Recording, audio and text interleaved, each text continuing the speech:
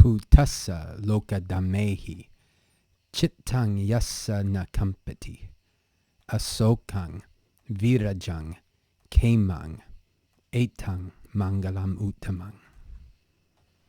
The mind of the person who is touched or affected by worldly phenomena, the ups and downs of life.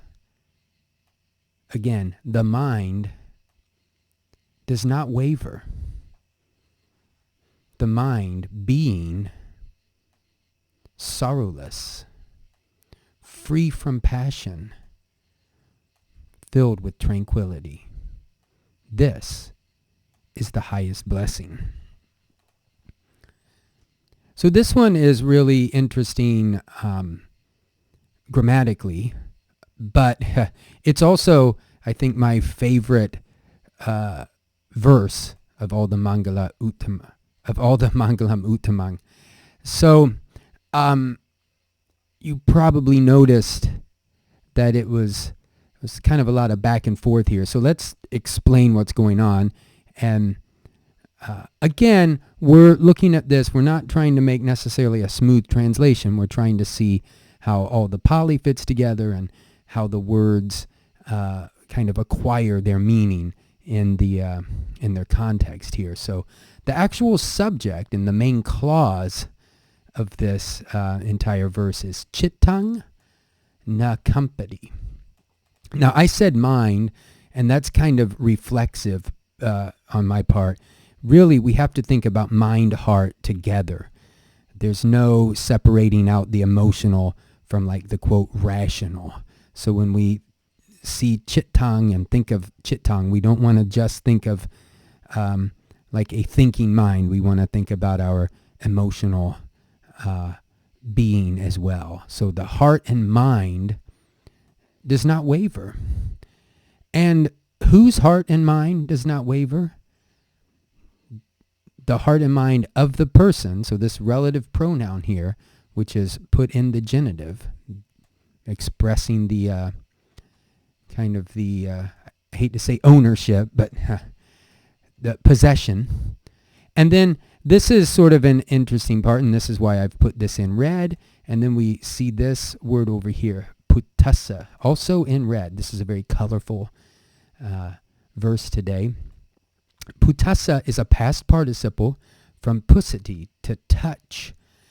And here it agrees with yassa. It is a genitive, and I put plural here, and that is absolutely wrong.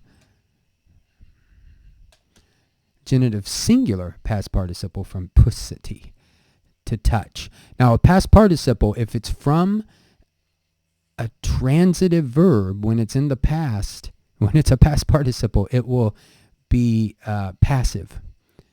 So this is going to mean touched. And we would expect the kind of agent to be put in the instrumental, and it is. And we have this compound, this tapurisa, lokadhammehi, touched by the dharmas, the phenomena or the matters or the affairs of the world, or worldly phenomena, touched or affected by worldly phenomena or affairs of the world. When we say affairs, or when I say it, I shouldn't say that. When I hear affairs of the world, I kind of think of like human doings, but I think a better way to understand this is the ups and downs of life. And I saw someone's translation. I'll try to put it up here. The vicissitudes, or life's vicissitudes, but the ups and downs of life, the wheel of fortune in the tarot card. So whether we're successful or unsuccessful, whatever our state, or whatever state this person is in, the heart mind, it does not waver, unaffected. It has its own stability and luminosity. And then the mind here is further explained by some adjectives.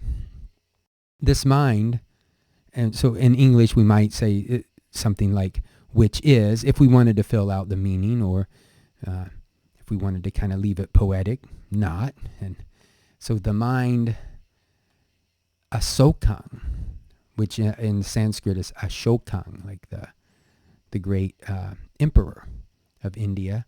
Sokaṃ would be sorrowful. Asokaṃ would be sorrowless, not sorrowful. Free from passion, kind of blameless, faultless, or at least faultless, stainless maybe. Khemaṃ, tranquil, full of peace. And then we have our stock little phrase here, etaṃ maṅgalamuttamaṃ. This is the highest blessing. Something that's interesting, if you look at verse 23 of the Dhammapada, which we have on daily Pali reading, we're about to do it again.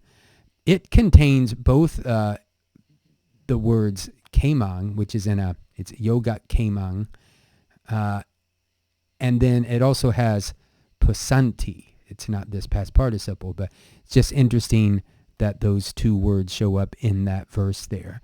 So if you're interested, head on over and check that out.